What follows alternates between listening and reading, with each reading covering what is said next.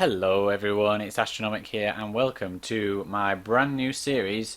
This is where I should probably have some like fanfare music or something that I should play to you guys. This is the launch of the new series. It is officially titled Team Talk. And what I'm going to be doing in this series is I'm going to be complementing the Hero Showcase series, and I'm going to be giving you a lot of information as to team setups and tips and things and how to build a good team, because that is probably the most common question I get asked is, these are my heroes, how should I put them together in a team? So I'm hoping to answer all your questions with this series. To start us off, we have a few things. First of all, we have to mourn the death of the Dungeon Guide series. Very upsetting times. That is finished now. Sad, sad, sad times. But there we go. Out of the ashes, like a phoenix, comes this wonderful new series that I hope you're all going to love. Secondly is da da da da. You can see I am now level 80. I hit max level, I think it was 2 days ago. Thank God, finally at last. And I'm now starting to pick up pace in the arena now that I've hit max level. So I'm currently sitting at rank 26 in arena. I'm estimating I can be up within rank 10 in the next 2 weeks. That's what I'm aiming for. I will slowly keep pushing up through this rank now. So, they're the announcements out of the way. So, without further ado, the first episode that we're going to be covering today is entitled My Hero Bench and how to use it and what it is as well. So, you may sometimes see in the comments when people ask stuff, I may sometimes refer to a hero bench. I very rarely explain what this is, but basically it revolves around the concept of there's a lot of people's discussion as to how many heroes you should be leveling up as you're progressing through the levels. If you have too many that you try to keep leveled up, they will always be massively behind your hero level. The other alternative is that you hold back your hero level to make sure that they're leveled up, but that obviously means that it's a very slow progression to 80. There were mixed reviews on people saying if you should hold back or if you should push forwards. I think the general consensus now is that it's kind of a bit of both. You don't want to be missing your daily quests and purposely not doing them. But you do kind of want to keep a team level up to a pretty decent level. That's kind of what I did leveling up. My team level and my hero level, as you've probably seen as I've been leveling up through these videos, my team, the level of my individual heroes was always behind my hero level, and the gear was as well. We'll have a look at my hero setup now. As I said, it's just freshly hit 80, so it gives you an idea. I only have one, which is Kyra at the max upgrade, which is Legendary +2.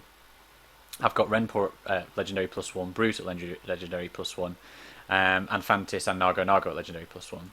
So they're all fairly well leveled, but not amazingly so. Kyra is really the only one that's done pretty well. She's nearly at full gear slot, but she's still 4 stars. So you can see as well, I've only got 3 of my main team that are 5 stars, and the rest are 4. So you can see I've not kept up with my entire team. But I don't think it's possible. I think if you're doing all your daily quests every single day, it's not possible to keep up. So this is introducing my concept of the hero bench. It gives you an idea of the heroes that you should be keeping leveled as your priority, and the ones that you should just be trying to keep on top of. It's the policy that I use myself, leveling 1 to 80. It's how I did it, and it's met with pretty good success, I'd say, for me. So I'm just sharing what I did, in the hope that it can benefit some of you as well. So, jump straight in. The hero bench, in essence, is the heroes that you will not use in every single game, and potentially they probably won't make your main team at level 80. To give you an idea, heroes, as you've probably seen from my video, my Hero Showcase series actually, but heroes like Hakulu, Brute, Rendpaw, they are all I would class as main team heroes, or starter heroes if you want to call them, starting setup heroes. I'm using kind of the sports analogies to give you an idea, but yeah, so these are the guys that are going to be on almost every single game. They're going to be starting, they're going to be playing the entire game, and they will be the core of your team. What the hero bench is it fills in the cracks between them. So if you imagine that these guys like Renpaw, Brute, and Hakulu, they're the bricks of your house, whereas your bench is your cement. So it's gonna fill in the cracks and secure everything and fill it out quite nicely. That's the best analogy I can give. Sorry that I give such terrible analogies, but it gives you an idea. So, in terms of focusing your levels up, you want to be looking at these sorts of heroes, and making sure they're always kept up to speed. These need to be your priority. So, we look at like Renpour, for example. As you can see, Renpour, I've kept him to a high level throughout. He's not +2 yet, but he all his skill points, they're always maxed out. So let's go through these. I did talk about them in Renpour's original hero showcase, but Shapeshift and Summon Ursa are his main utility abilities of what he brings to the fight, and Heart of Pumice and Heart of Bears are his main DPS abilities. So if you need to get his DPS up, you need to be focused on these. But as an absolute priority, Shapeshift and Summon Ursa should always be at his level, and his level should always be at your hero level. That's pretty much down to it. Brute should be exactly the same. Brute, if you're using him as a main tank, you might be using Aldros. That's an alternative. I prefer Brute, but if you do use Aldros, it's not too bad. And the same with Brute. Symbiotic Seed and Husk need to be kept at max level, and he needs to be at your max level at all times.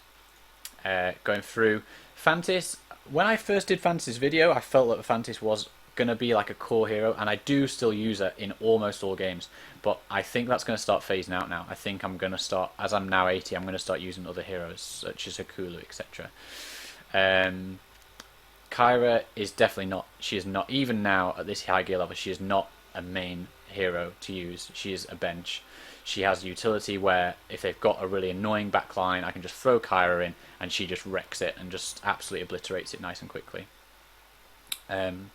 Other heroes for your main team are Nago, but you should not prioritize your Nago leveling up. The main thing you bring Nago for is his heal, so just keep that up to a high level and make sure he can heal the team up nicely. And the other ones are his Voodoo Halo, which increases your allies' armor, and Death Ward as well, because they give you the dodge. They're quite good. I always leave Curse behind because you're not bringing him for his DPS. His DPS is absolutely shambolic, so don't worry too much about it. So that's enough of the core team. Now I'm going to talk about the hero bench, who I used, and why I used them. So, my hero bench, leveling up. Lily was a big contender for my hero bench. I used her quite a lot. The reason I use her is purely for this one. The manual trigger, which is an interrupt, and it's an AoE interrupt. I think it does all of the enemy team, if I remember right. I'm 99% sure it does absolutely every single one on the enemy team. Because it's a trigger ability, unlike Hakulu's, which are random triggers, you can use it in things like Expedition and use it to great effect. So, a great example of my hero bench in action is in the Expedition, where I will sub Lily in. If I've got like a Fantis, for example, then I will use Lily to come in. I will time the interrupt to make sure that as soon as Fantis casts her ability, I can interrupt her, and that stops her from bringing her summon, which massively slow down the fight if you let her bring that out, which can mean that you can fail the Expedition. So that's one example. Who else did I use in my bench? Dean. Dean is a perfect example of bench. You'll see in the video I said if you're a beginner you need to get Dean, and that is still true. You do need to get Dean, and you need to get him ASAP. In the early game he will be a main player in your team and you will use him all the time. As you level up and as you get a little bit higher, he will end up becoming a bench, and you'll become an Expedition slave, basically, without lack of a better word. I use him in Expedition to clear through those early levels really quickly. He will absolutely rinse through it, and you will just get through so much quicker with him. But in later levels, it's his burst damage that's so good, and in later levels that doesn't really take effect because you need the consistent damage throughout for you to get through them. Another example, this is one that I actually discussed in quite a lot of detail with someone, is Natasha. She was the first 3-star hero I got, and I used her a lot to begin with, but then I started to realise that she was lacking in certain areas. So she did become a bench hero for me. The reasons that I use her in the bench are, if I get this right, I think it's Illusion, which is basically a shield like Aldros over your entire team. Can be very useful in certain situations. If I could sometimes play an Expedition and I would just realise, you know what, my entire team are taking a lot of damage right at the start. I need to cut that down because they're dying too quickly. I'd sub Natasha in. She does okay AoE damage because she has Pain Funnel. And with the illusion, I think she has some. Yeah, she has physical dodge increase for the allies as well, which can be really beneficial. I'm kind of considering, once I've got my main team up, I will probably get Natasha back up to 80 because I think there could be some nice synergy between her and Kyra to explore. But I'm not really in the position to be exploring stuff right now. I need to get my main team up to a solid state before I start doing stuff like that. But she's an example of the bench. Who else did I use in my bench? I think that's pretty much it, for me. That's what I used anyway. And what I'm going to do now is I'm now going to flick over to the handbook and we're going to look at some guys there. So, we'll do them one by one. Front line, a nice good example of a bench hero is Tickles. If you have Tickles, he is a really good bench hero to use. I've not got him because I've focused on Kyra, but I know from experience he is really good. Mainly in Arena, but can also be useful in Expedition. Basically, if you're having problems with one particular backline or midline hero, get Tickles in, hope that he pulls the right one, and they'll just demolish that one person straight away. They'll have no chance. They'll die in seconds. So he's an example that you'll not use him every single fight, but he does have his uses. Another example would be, I'm just trying to have a think now. I think that's it for the front line. Yeah, I'd say that's it for the front line. I'm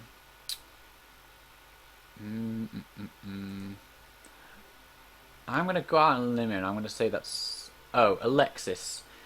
Everyone's going to go mad as soon as I say she's a bench hero. At late game, she's not a bench hero, she's a core hero, but as you're leveling up, I would argue that she is a bench hero leveling up because of this ability, Heart of Archers.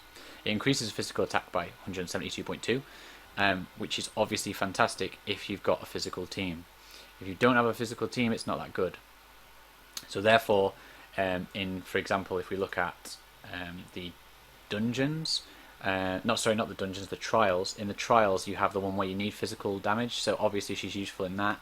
And if you've got a particularly good physical team, then you can sub her in when you don't need as much healing to get some more DPS.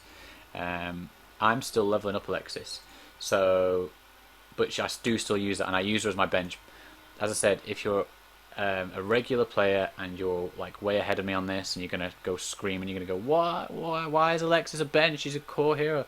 No, I know she's a core hero, but at the moment, in the state that I've got her, she's definitely not. I can't use her as a core, but she's definitely a really strong bench hero that I use quite regularly. In an effort to make this video a little bit less boring to watch, because you're basically just listening to me drone on, I am going to do a boss, and I'm going to show you some of my guys in action. So, let me just think which one is best to do. I think I'll go with this one. Ooh, will I? No. I'll go with this one, Chapter 11. Yeah. So you can see right here, for this boss, see my setup. Whoa, that is completely wrong. So what I did for this one is I quickly discovered that I didn't need as much DPS. Sorry, I didn't need as much healing. So what I did was I subbed in the higher DPS heroes. I didn't need a tank. I wanted more DPS. And then when I figured that I had quite a lot of physical DPS, I'm just trying to think who the missing people are.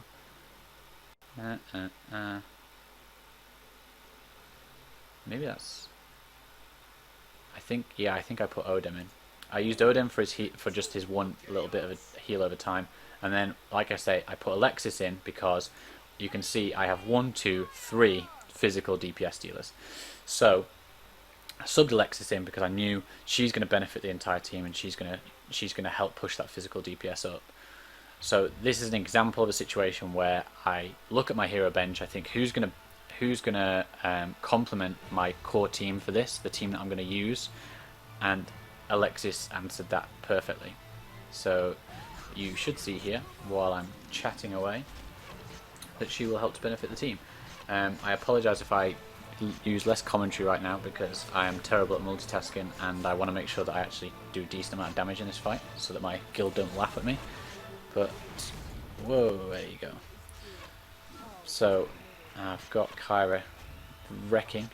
I love that Kyra just tanks now. She's just awesome. She's just tanking away. She's like dodge tanking. It's like, if any of you ever played like World of Warcraft, I remember years ago there was a phase in Burning Crusade where rogues could dodge tank. They could get up to 100% dodge and just dodge tank. I think that is absolutely awesome. I love that they've brought it into this. Let's get this. Renpour can get a nice stun in. While I'm just finishing this boss fight, guys, I'm just going to briefly go over next week now. So like I say, this is the start of my new team series. I'm going to be talking a lot about teams, a lot about how they assemble together. And like I say, this will complement the hero showcase video very well. So you'll see heroes that I think are really worth using, and then you'll see how they fit into a team in my team series. This is not going to fall into plan because I've lost 2 heroes already. This is not going to be good DPS, but there we go.